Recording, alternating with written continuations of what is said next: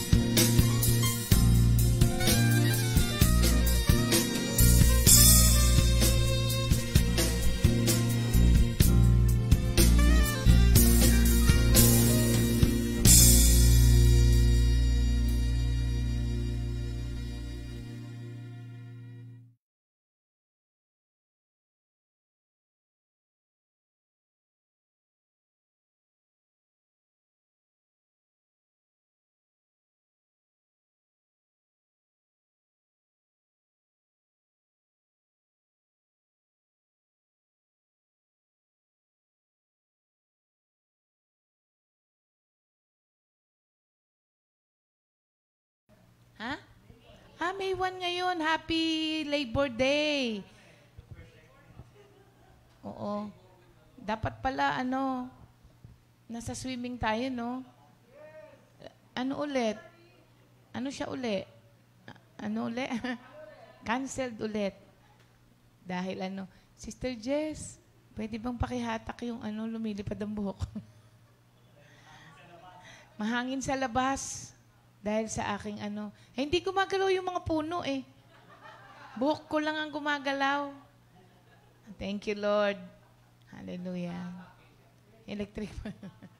O kaya hihinaan siguro. Oo. Halatang halata kasi hindi gumagalaw yung puno sa likod ko eh. Pero yung buhok ko gumagalaw eh.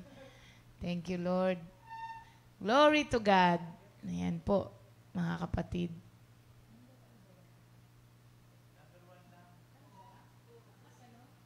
Malakas ang hangin.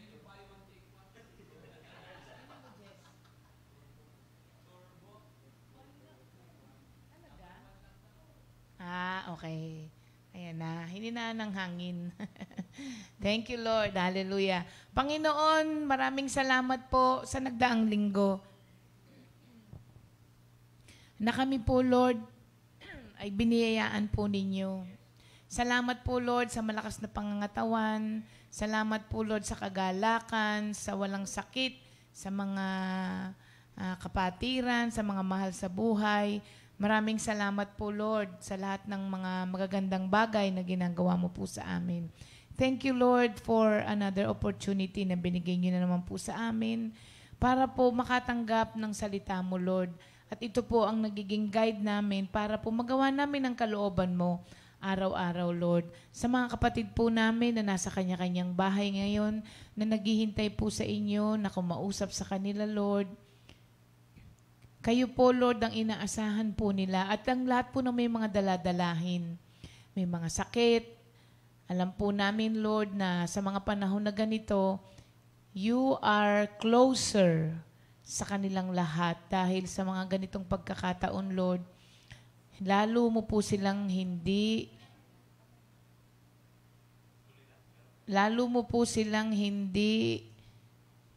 pinababayaan at iniiwanan. Thank you, Lord. In Jesus' name we pray. Ano nangyari? Okay. May sound na po ba ako, mga kapatid?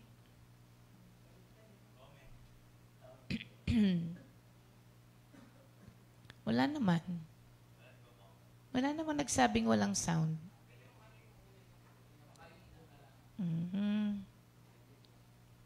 Okay. Thank you, Lord.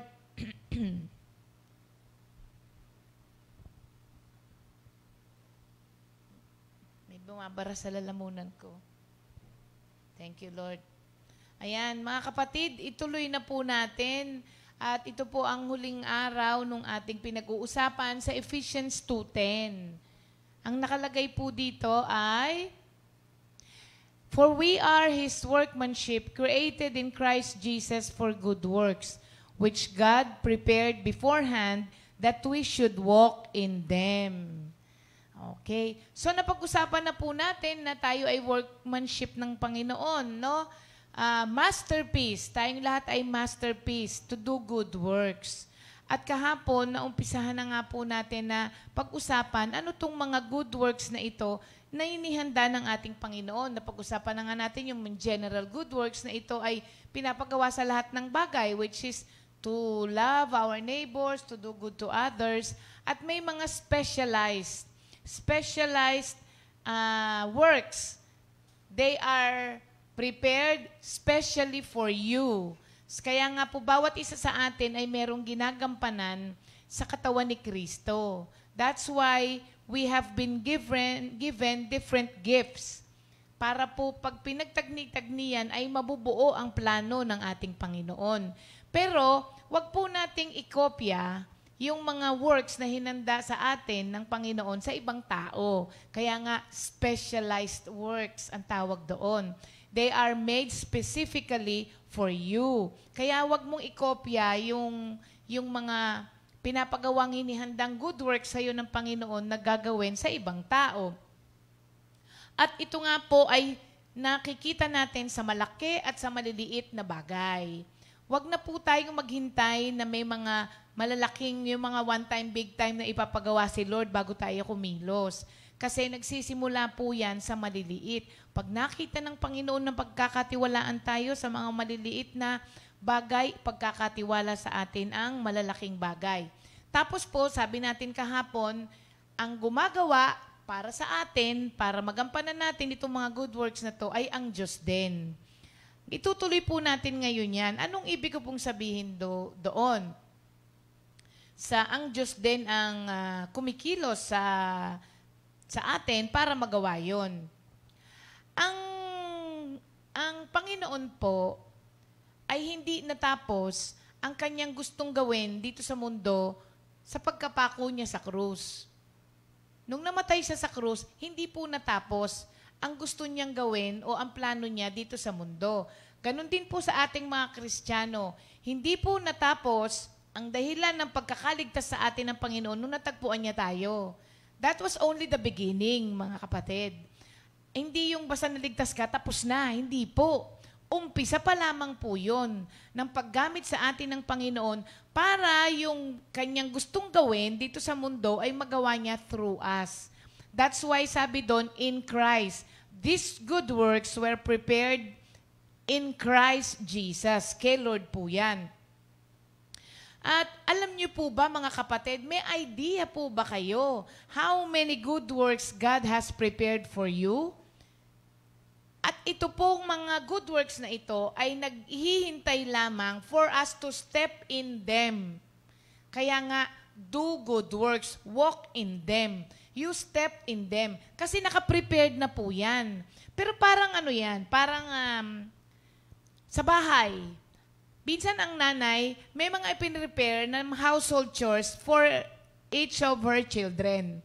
Diba? Kasi nung dalaga ko, ako ang magbubunot ng sahig at saka magpaplantsa. Si Winnie ang maglalaba. Kaya magaling siya sa laba, magaling ako sa plantsa. Yan ay nakahanda na. Pero maski sa bahay, alam mo na nakatoka sa'yo yung mga trabaho na yon, pero it is still your choice kung gagawin mo siya o hindi. Pero hinanda na yan. At alam mo na rin yan. Kumbaga, pag inassign na sa'yo yan, alam mo na gawain mo yun. Pero, merong mga tao, alam na nila kung ano yung pinrepair ng Diyos na gawin nila, hindi naman nila ginagawa. Diba? Kaya minsan, magagalit yung nanay. Sino ang assign ngayon na maghuhugas ng plato? Or, minsan kapag specific na inassign sa'yo yon, pag nakita yon, alam na agad kung sinong pangalan ng tatawagin. Why?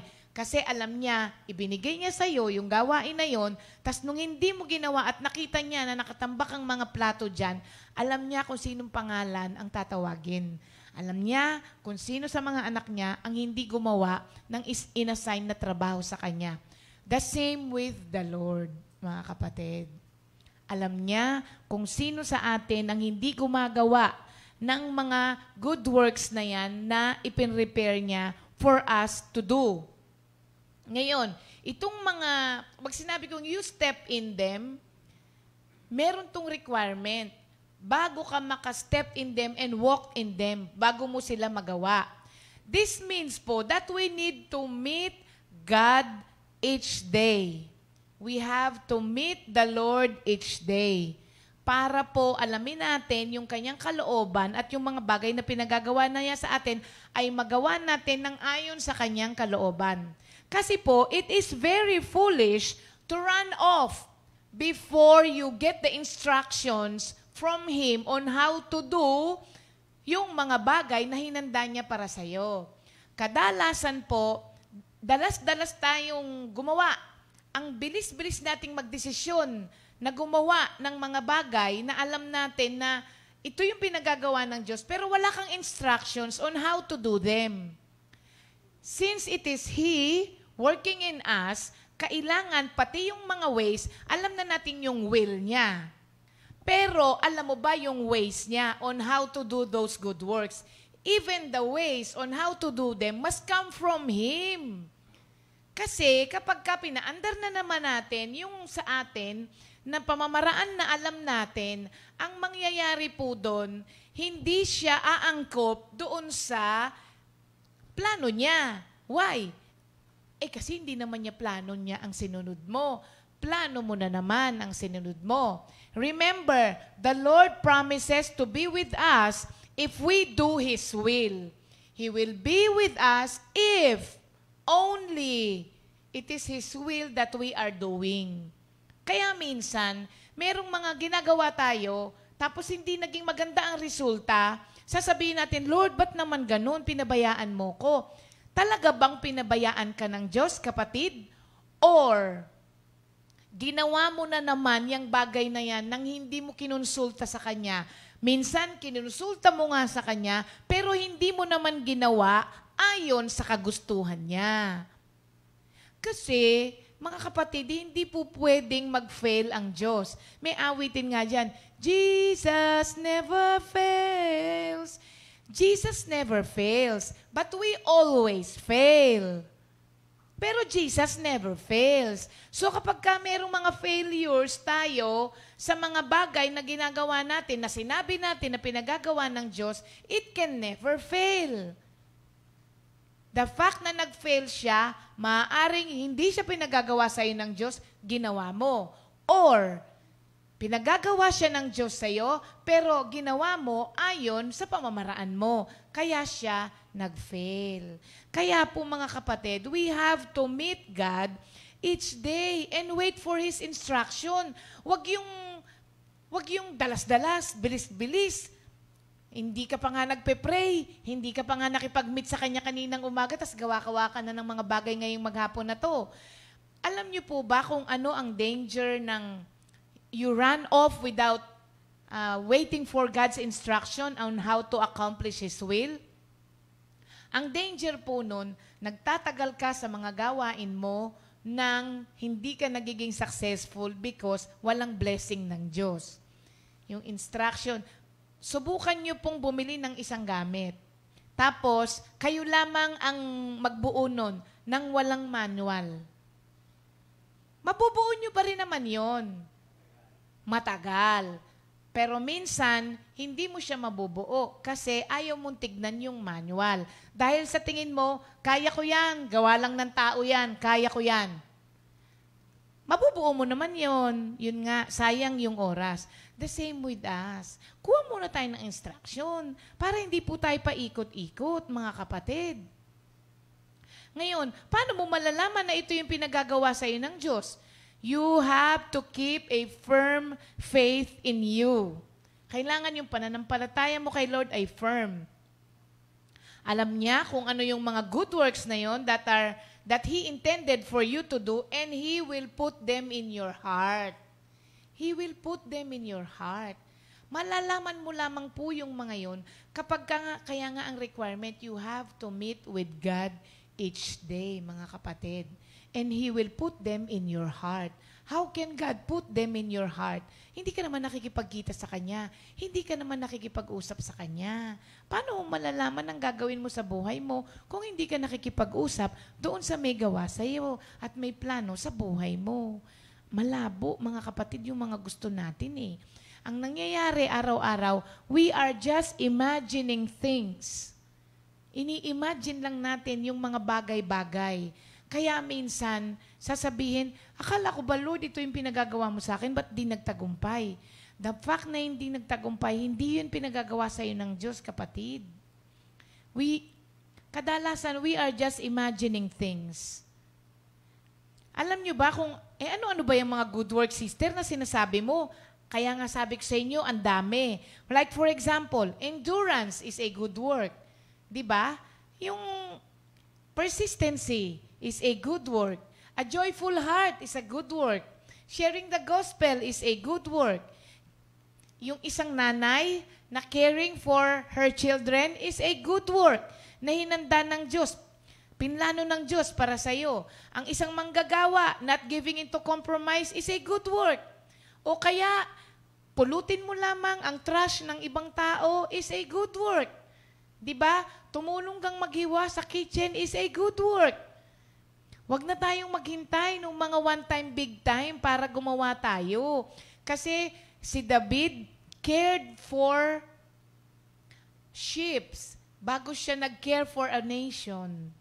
Nag-uumpisa sa maliit at pag pinagkatiwalaan ka, sabihin ng Panginoon, kaya pala. Gagawin niya pala kung ano yung gusto ko. Kaya ipagkakatiwala niya sa'yo ang mga bagay.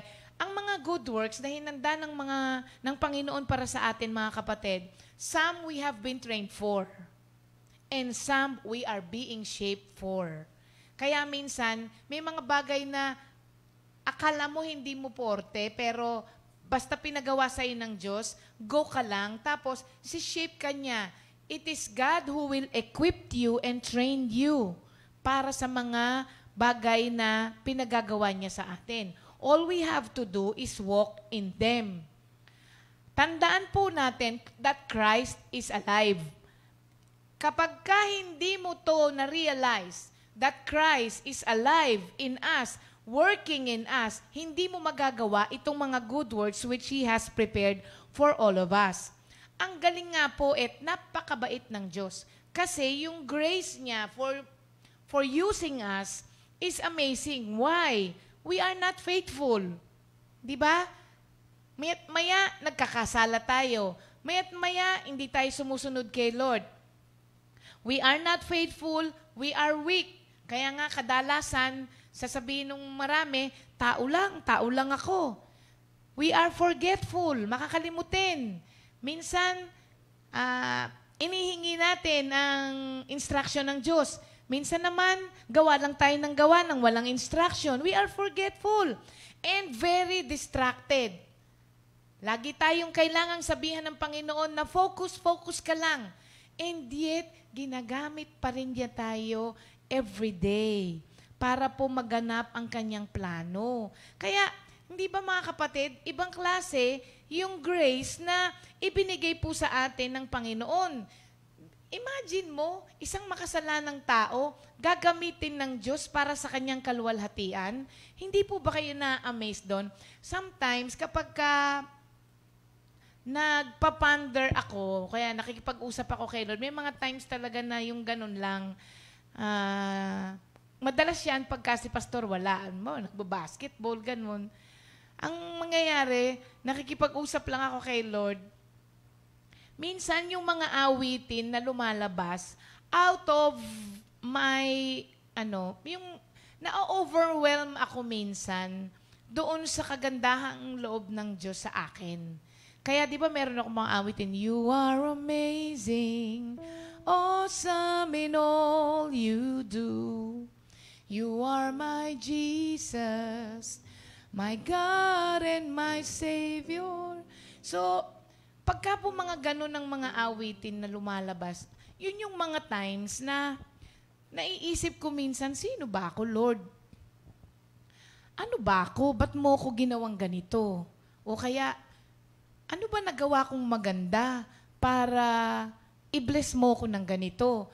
Yung mga ganun po, mga kapatid, kasi ibang klase yung, sometimes I wonder na kung bakit ganito ang buhay na nasa Panginoon, why would other people not seek the Lord? Alam mo yon? Kapag na-experience mo kasi yung buhay na sinisik mo ang Diyos palagi, magtataka ka kung bakit yung ibang tao ayaw. Samantalang ito pala yung may experience mo. Ito pa yung damdamin, ito pala yung buhay na nagagamit ng Panginoon. So magtataka ka ngayon, ba't kaya yung iba ayaw? Alam niyo po yung ganung pakiramdam, mga kapatid. Ngayon, sasabihin ng iba, sino ba naman ako para gamitin ng Diyos? Isang lang naman ako. Ano lang. Do you think the Lord cares? Do you think the Lord cares about your wealth? Na pag mayaman ka, gagamitin ka. Do you think the Lord cares about your fame or about your house? Pag maliit ang bahay mo, hindi kita magagamit. Ganun po ba ang Diyos? Pagka wala kang kayamanan, hindi kita magagamit. Ganun po ba si Lord? Hindi po. All God cares about, is His glory displayed in us, and His will be carried out through us. Yun lamang po ang gusto ng Diyos. It doesn't matter. Hindi mo masisilaw ang Diyos sa pera, kapatid. At ang Diyos ay walang pangangailangan. Tayo ang meron. Sometimes, nagkakamali tayo minsan na iniisip natin, kailangan ako ng Diyos. Pag hindi ako naglingkod kay Lord, walang gagawa nito. Maling-mali ka doon, kapatid. Walang pangangailangan ang Diyos. Tayo ang nangangailangan sa Diyos. Imagine, wala siyang kailangan, pero siya ang gumawa tayo ang may pangangailangan, pero siya ang gumagawa everyday ng pamamaraan para ma-meet yung pangangailangan natin. Saan ka po nakakita ng ganun? Tayo ang may pangangailangan, tayo pa minsan ang nagmamalaki sa Kanya. Tayo ang may kailangan sa Kanya, pero tayo pa minsan ang mas malakas ang loob na magsabi na, di ba mga kapatid, nakakahiya minsan kapag nare-realize lang natin yung mga ibinabato natin sa Diyos. So, hindi po niya tinitignan kahit anong estado ng buhay mo. Ang kanyang gusto lamang magawa ang plano niya para sa iyo. And He needs your cooperation. Dahil ang Diyos ay hindi po gate crusher. Hindi po siya, anong tawag doon? Trespasser. Hindi rin siya nambabraso na namimilit. Hindi siya po ganon, mga kapatid. So, kailangan ikaw po ang magsabi sa Kanya, "Here I am, Lord.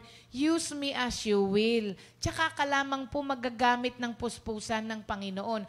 Hanggat may resistance on your side, the Lord cannot fully use you. Kaya nga, usapan natin kahapon, di ba? Hindi naman ako ginagamit ng Diyos.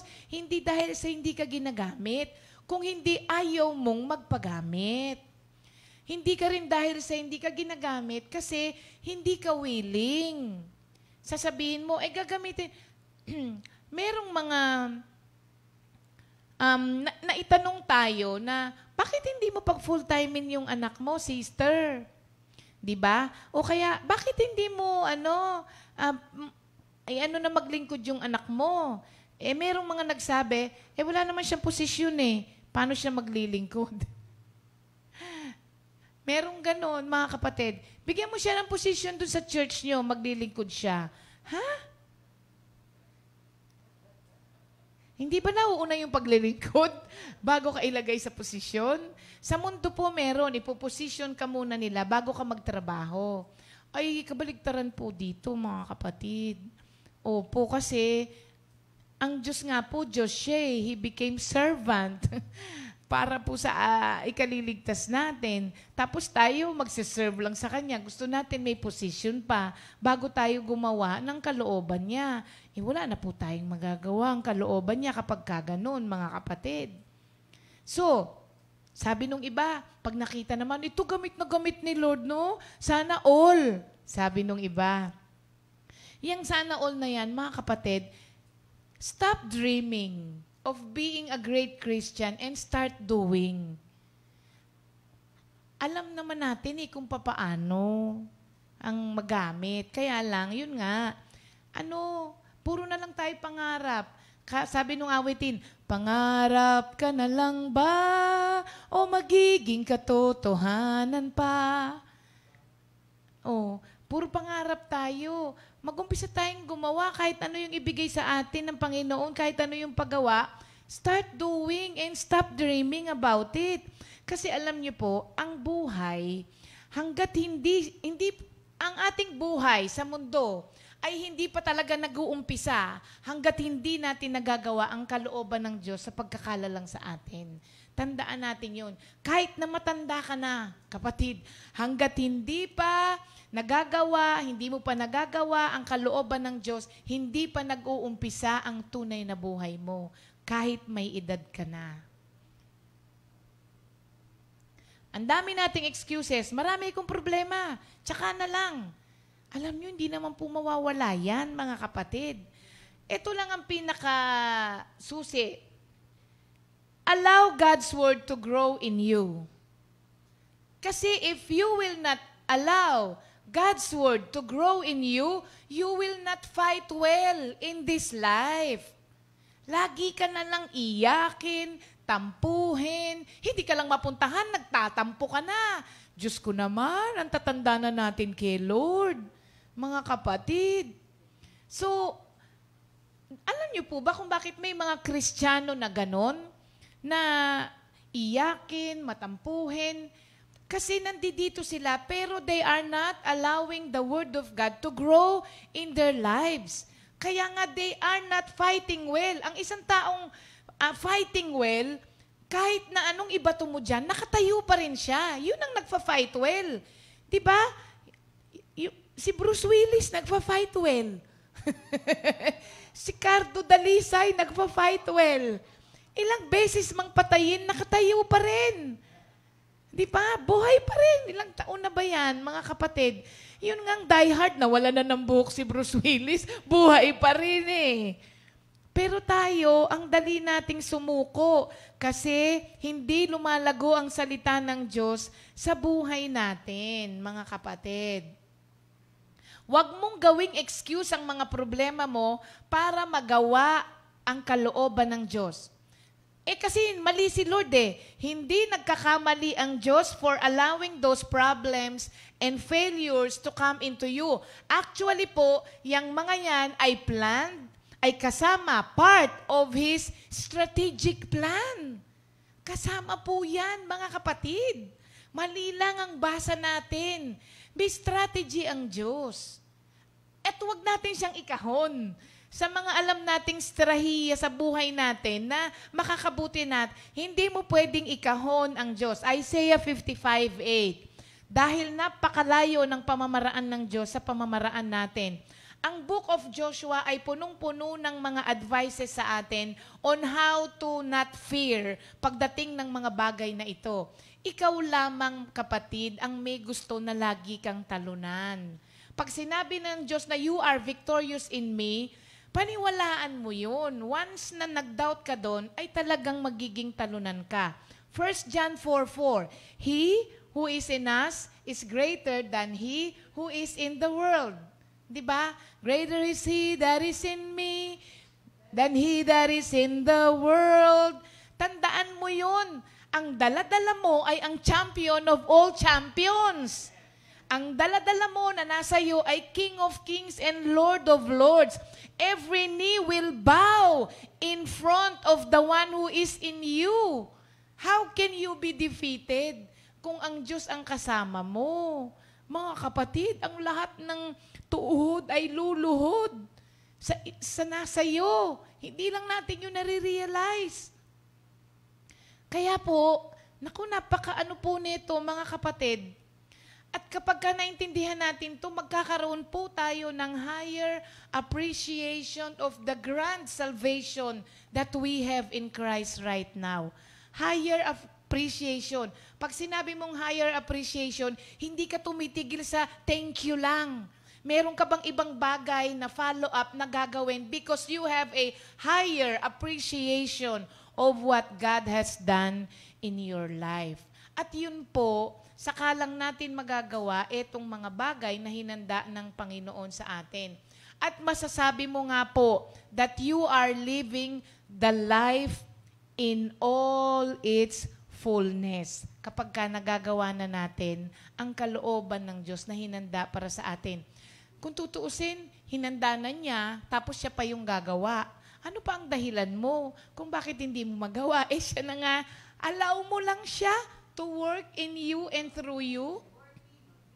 To do, yon. Magtapos tayo sa awitin na yun na, God is working on me to do His will. God is working on me to do His will. His word sustains and delivers me from fear to faith. God is working on me to do His will. Yun lang ang tandaan mo at magagawa mo yung mga bagay na sinasabi dito. Thank you, Lord. At yan po ang pagtatapos ng series natin ng Ephesians 2:10 ngayong linggo na ito. Wow! Thank you, Lord. Salamat po mga kapatid sa pagsubaybay ninyo at sabay-sabay po tayong natututo sa salita ng Diyos. Glory to God. Okay. Ngayon naman po ang ating memory verse.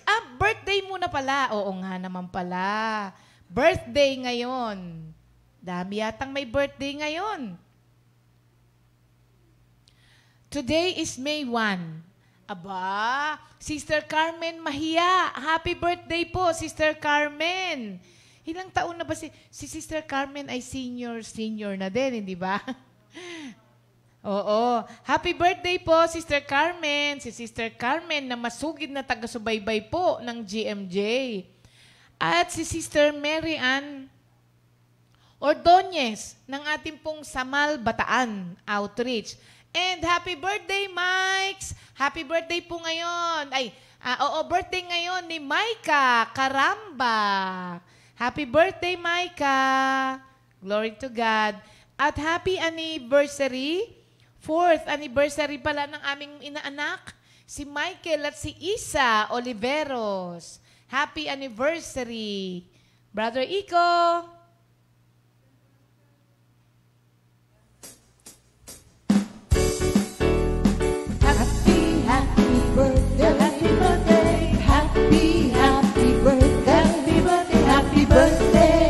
Happy birthday to you. Happy birthday. Happy birthday. Happy birthday. Happy birthday to you. May the Lord God bless and keep you. May the Lord's light shine upon you. Happy birthday to you.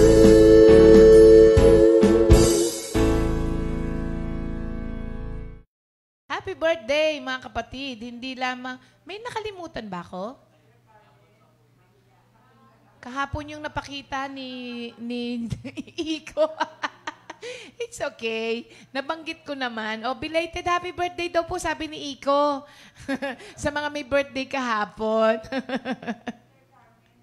Oo nga. Thank you, Lord, sa mga may birthday. Labor Day pala ang birthday ninyo, mga kapatid. Kaya, celebrate nyo pa rin po. Kahapon yun, Iko. Belated na yan. Thank you, Lord. Okay, mga kapatid. Ngayon, alam nyo, abangan natin mamaya. Ngayon, ang first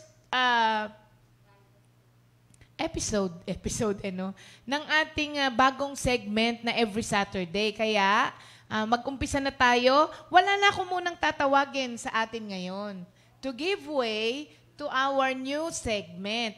Pero dahil marami ang nag-game na sa ating mga kapatiran for the memorization, ayan, si Sister Lita Saraspe, si Brother Mundo, Brother June Mangigad, si Ima, Sister Connie Manalad, Sister Mindako, Sister Tita Viernes. Ay, ano ba yan? Yan yung kahapon? Nag-ano sila? Sige, mga kapatid. Wala na po muna, ha?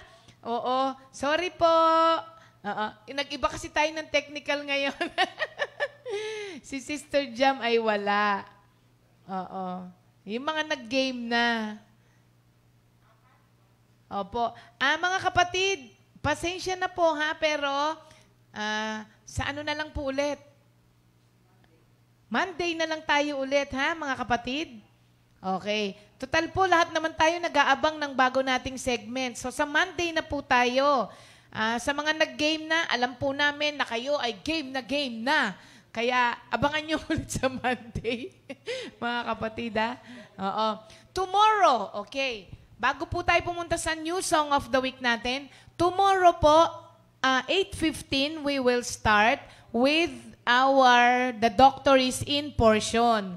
Kasi po, si Doc Mon ay pupunta po bukas dito, 8:15 to 9 a.m. Mag-start na po tayo kasi alam nyo, ang dami pong mga item na lumalabas sa Facebook tungkol dito sa vaccination. So, para malaman po natin kung alin yung totoo at yung hindi, i-clear natin sa kanya, mga kapatid, ano? At natuwa nga ako, si Kuya Ernie nagpadala nun sa akin, itatanong natin yan kay Doc, maganda nga yan. For clarification yung iba naman po, for information yung sasabihin niya. At nawa po, makatulong ito sa decision po natin kung tayo ay bakuna or hindi. Hindi po kami advocate ng vaccination or hindi vaccination. Nagbibigay lang po kami sa inyo bukas at sasagutin lang po ni Doc ang inyong mga tanong regarding the vaccination, and it is up to you to decide afterwards. Basta bukas po, tatanggap po siya ng mga live questions po ninyo. Kaya abangan niyo po yun at agahan niyo po, mga kapatid, ha? Bukas. Okay. Thank you, Lord. Ang atin pong memory verse is Isaiah 43:7 pa rin po. Everyone who is called by my name, whom I have created for my glory, I have formed him, yes, I have made him. Sa good news, they are my own people and I created them to bring me glory. Yan ang Isaiah 43:7.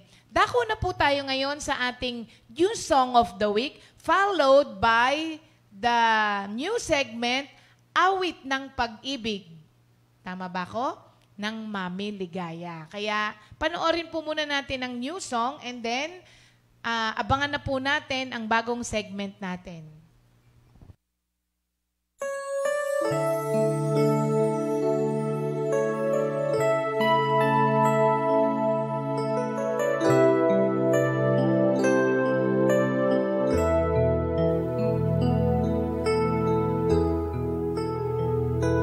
Salamat po, Panginoon, sa bagong buhay ko ngayon.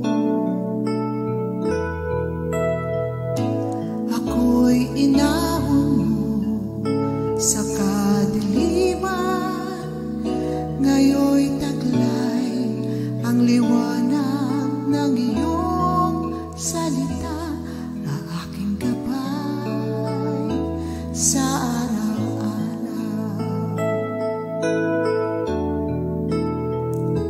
Salamat po, Panginoon,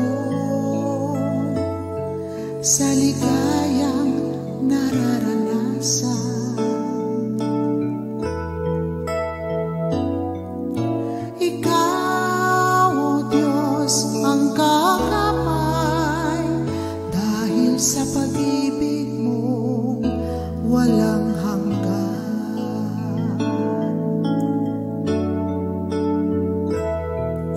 Salamat, Panginoon. Salamat, Panginoon. Salamat, Jesus, sa bagong buhay ko. Taglay ngayon.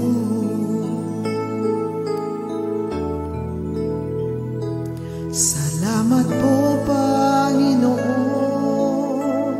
sa bagong buhay ko ngayon.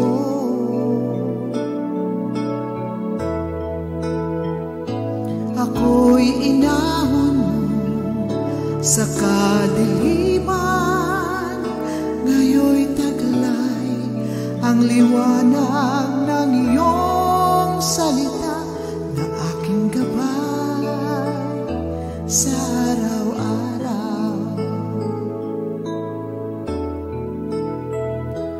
Salamat po, Panginoon, sa ligayang nararanasan. Ikaw, O Diyos, ang kakamay, dahil sa pag-ibig mo walang hanggan. Salamat, Panginoon. Salamat, Panginoon. Salamat, Jesus, sa bagong buhay ko. Taglay ngayon.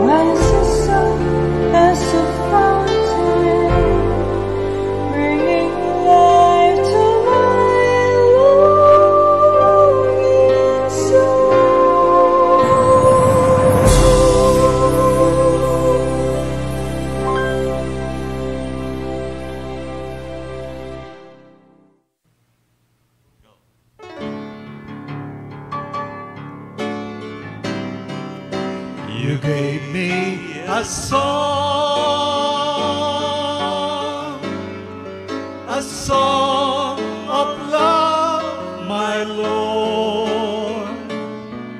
My voice rises up as a fountain, bringing life to my longing soul.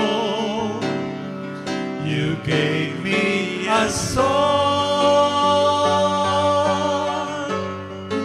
song of love, my Lord.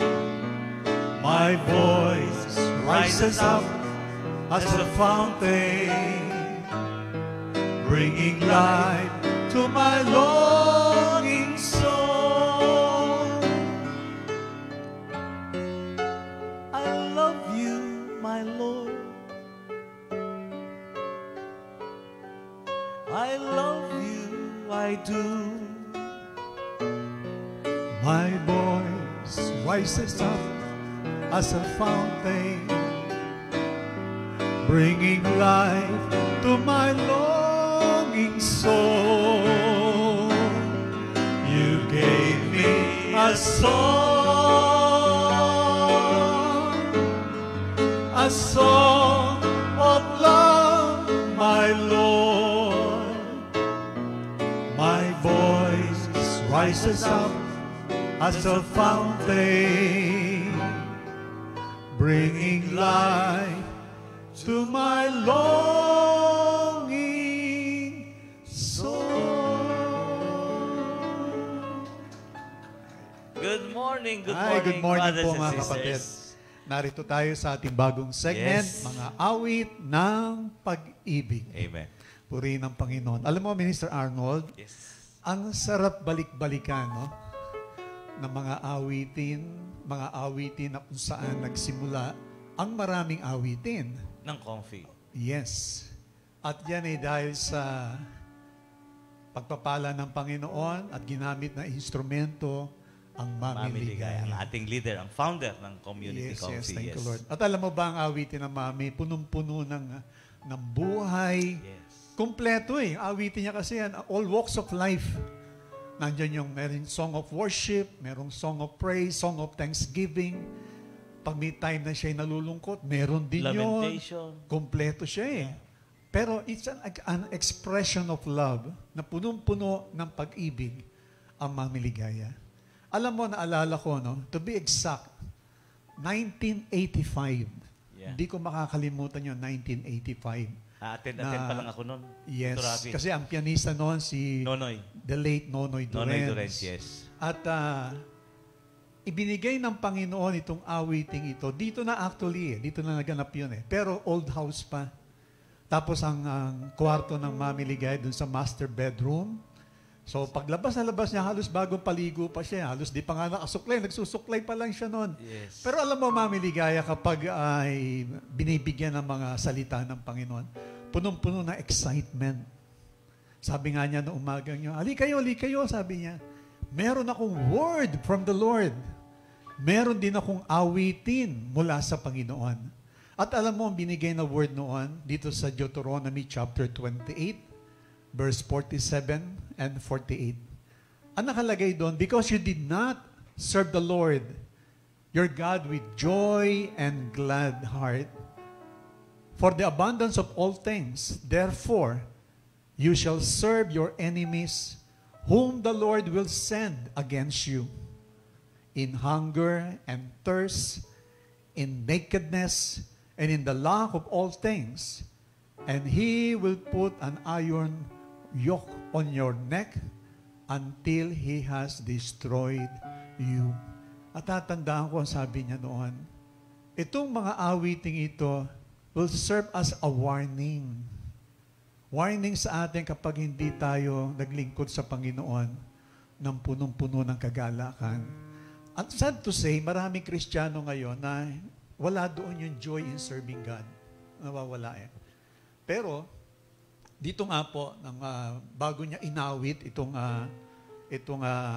You Gave Me a Song, meron binigyan siya ng diin dito para sa ating lahat. Sabi nga doon, if you're not going to serve God with with gladness, sabi nga doon, the Lord will allow To serve na the muli enemy. tayong maglingkod na naman sa kaaway. Just imagine, the Lord has set us free. Sa Galatians chapter 5, sabi doon, God has set us free. Do not let yourselves be slaves again. Yun ang sinabi doon eh. Pero dahil sa hindi naglilingkod ng may kagalakan, the Lord will allow. He will allow to serve the enemy. Yun ang nakakatakot na unknowingly, we Christians, hindi natin namamalaya na pinaglilingkuran na pala natin, ang kaaway, hindi na pa ang Panginoon. Kaya nga, kinakailangan ang panawagan nga, the Bible itself, ang panawagan doon, we have to serve the Lord with gladness. With gladness. Kaya na nga nabanggit Yung effect dito, Rapi, and you will be naked. Yes, yun yun. Diba? Yun yung natin tatalakayin ngayon. sorry. Ano kaya ibig sabihin noon, no? Hungry. But anyway, sabi nga po, in times of, kung tayo nananalangin at hindi nasasagot kagad ng Panginoon na ating mga prayer, huwag tayong magtatampo. May naalala ako. Anyway,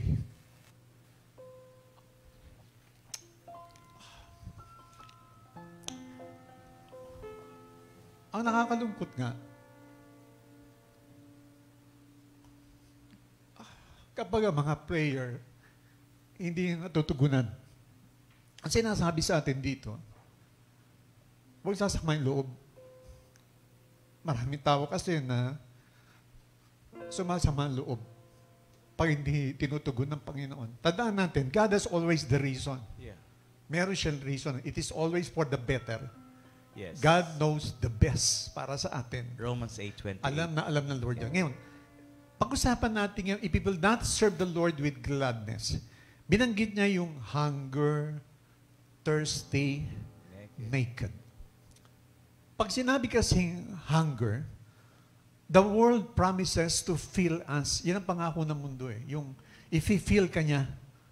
Pero alam natin, wala makakapag-satisfy sa atin kundi ang Panginoon. Naalala ko merong sulat si William Barclay na you cannot serve two master. Sabi niya, ang mga tao ay katulad ng isang taong nauuhaw na kapag ang ininom mo ay ang tubig sa dagat, hindi matutugunan ang iyong pagkauhaw.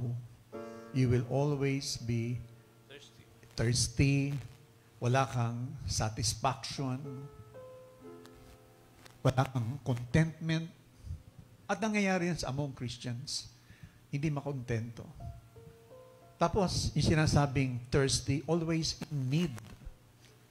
Lagi na lang nagre-reklamo, walang ganito, walang ganyan. Naalala ko ng morning na yun na binibigyan niya ng diin nito eh, na lagi na lang wala, reklamo dito, reklamo doon. Naalala ko nga noon na manok na naman, itlog na naman. May the Lord have mercy on us. Tapos yung sinabing naked, this is pinaka-worst sa lahat. Pag sinabing naked, the world will strip you. Huhubaran ka nito eh. Strip of all decency. Ibig sabihin, even Christians, no, unknowingly na inalaw na ng Panginoon na sila ay maglingkod sa ating kaaway, yung sinasabing strip of decency, wala nang kahihiyan sa paggawa ng kasalanan. Parang normal na lamang sa kanila ang kasalanan. Ine-expose nila ang sarili nila. Samantalang God has set us free. Napakabait ng Diyos na binigyan niya lahat sa atin lahat. Lahat ng ating pangailangan. Kaya ang Philippians 4, sabi doon, God will supply all your needs. Ang sabi niya, need, Mr. Arnold. Need, hindi wants. Pero minsan, yung nga, gusto pa ng marami. Kaya nga, nakakalungkot, di po ba? Kaya nga, sabi na Mami Ligay na hindi ko makakalimutan, sabi niya, itong mga awiting ito will serve as a warning. Warning sa atin. Bigyan niyo po ng pansin ang bawat awitin. Tingnan po ninyo ang mga lyrics doon. Merong mga sinasabi sa ating mga bagay-bagay na dapat bigyan natin ng pansin. Kaya, thank you Lord na tayo bilang isang komunidad na binless ni Lord of so many songs. Hindi lang actually 101 songs. Alam niyo po ba, yung mga way back 83, 84, bagamat ang ating mga awitin noon, mga standard Christian Standard charismatic songs, songs, yes. Universal, yes, na pinasikat ni Pauline Sibilian. Yeah. Yan ang ating mga awitin noon eh.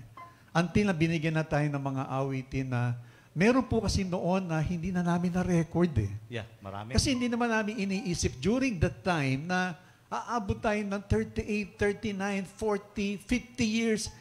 Hindi po namin na ano sa vision. Bagamat ang mami, ang vision niya, napakalayo eh. Pero kami noon during that time, hindi namin alam na aabot. Kaya yung mga awitin na yun, hindi na i-record eh. Hindi na i-record. Meron tayo noon yung plastic, naalala niyo yung plastic na pinagsusulatan. Nawala Acetate, yun. yeah. Oh. Yes, yung acetate na yun. Nawala yun. Ang daming awitin doon. Kaya nga, pilit natin gustong i-recall ang mga awiting to. Amen. Now, going back dun sa ating second song, alam mo, napakaganda rin ito sa Psalms 145 verse 18. Sabi doon, the Lord is near to those who call upon Him, who calls upon Him in truth. Ayan yung awitin ko muna ito, Minister Arnold. Tapos Yes, bigyan natin yung, ano ba yung napapaloob dito sa awiting ito? Amen. Thank you, Lord.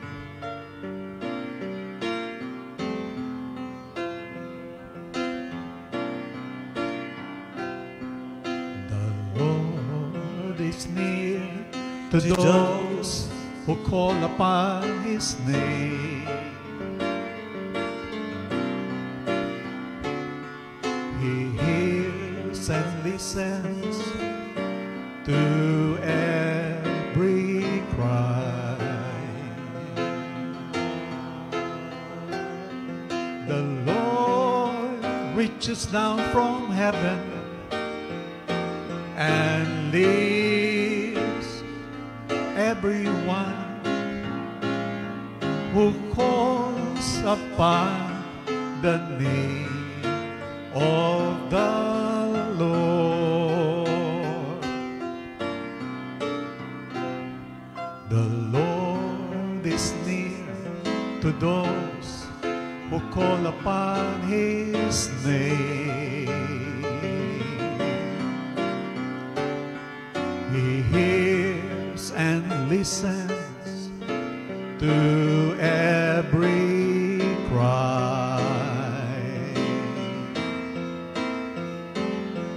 The Lord reaches down from heaven and leaves everyone who calls upon the name of the Lord.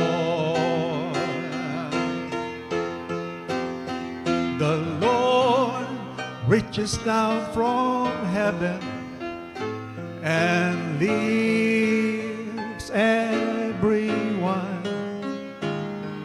who calls upon the name of the Lord. Thank you, Lord. Alam mo, Tito Rap, bakit ganun yung mga awitin ng mami? Napakaraming tao ang nalapit sa Panginoon because of the songs na pinagkaloob ng Panginoon sa mami. Yes. It's really a soul-touching songs. Bagamat sabi nga, music reaches the deepest sensitivity of the soul. When we say the soul, the inner being of the very person. Ang lahat ng tao talagang yung may sakit. The inner being. Physically and spiritually. Spiritually. And through these songs, these are all personal experience ng mami. Saying, the Lord is near to those who call upon His name. Meaning to say, na ang Diyos is just a prayer away. Yes. Alam mo ba na encountered ko sa kay William Barclay ulit, no? Dahil Amen. paborito ko tong komentaring ito. Sabi niya, ang tanong kasi, how far is God when you start to pray? Alam mo, sabi niya, the Lord is as near as your mouth to the ear. Just close. The Lord is as near as your mouth to the ear. Ganon kalapit ang Diyos eh. Kaya nga, you don't have to shout. Hindi mo kailangan sumigaw. Minsan nga kahit bulong, pero ang Matthew 6, sabi nga doon, bago ko pala mag-pray, alam na nga ni Lord. Even before you open your mouth. Yes. Ang gusto lang ng Panginoon, i-express mo yung iyong need before a sovereign God. Amen. Yung pangatlong awitin, Brother Arnold. Okay, itong pangatlong awitin, sabi ko nga po sa inyo, itong mga awitin, itong pinagkakalob sa atin ay halos lahat yan ay may mga kaganapan. Marami. At itong pangatlong awitin pong ito, sabi dito, I see the Lord, He is high and lifted up. Sa Isaiah chapter 6 verse 1. Makikita po natin doon. Sinabi ni Isaiah. Bagamat no one has seen God, pero sabi dito ni Isaiah, I see the Lord, He is high and lifted up. So pakinggan po natin itong awiting ito. Praise the Lord.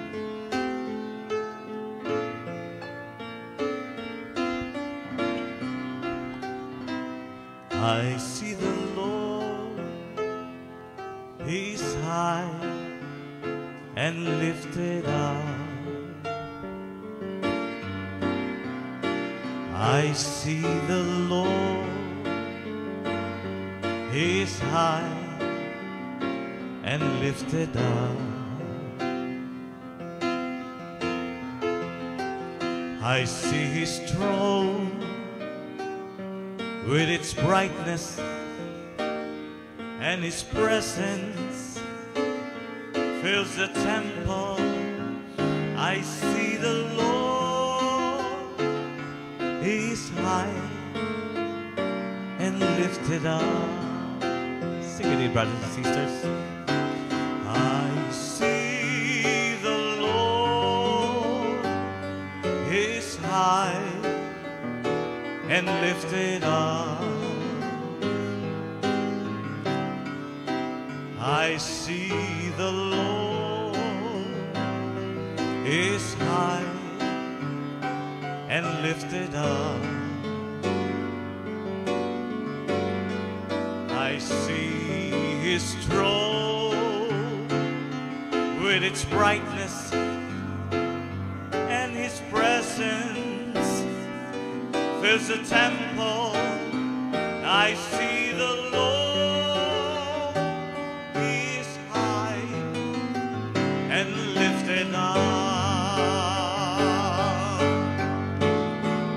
I see the Lord, He is high and lifted up. I see the Lord, He's high and lifted up. I see His throne with its brightness and His presence fills the temple.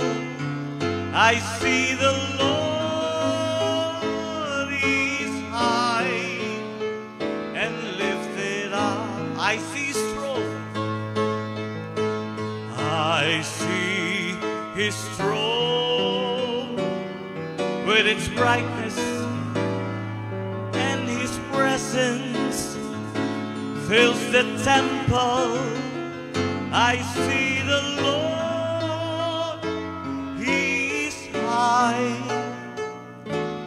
and lifted up. Thank you, Lord. Thank you, Lord. Thank you, Lord. So, magandang umaga muli sa inyo, mga kapatid. Yes, hallelujah. Napakaraming awitin pa ang mamiligaya.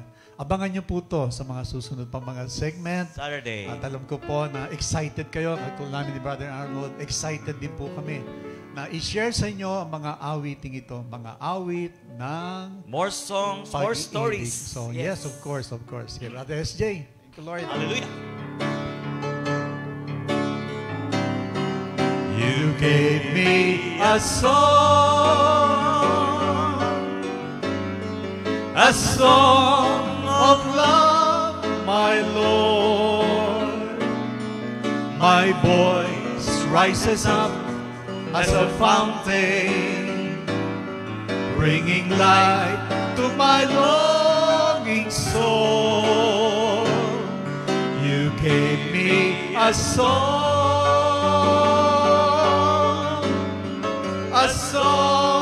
of love, my Lord. My voice rises up as a fountain, bringing light to my longing soul.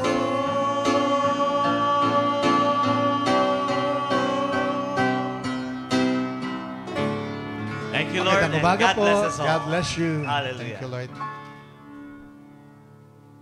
2 Timothy 2:2. Hallelujah. 2 Timothy 2:2. Praise the Lord. 2 Timothy 2:2. You and me, let us proclaim the gospel. 2 Timothy 2:2. Hallelujah. 2 Timothy 2:2. Praise the Lord. 2 Timothy 2:2. You and me, let us proclaim the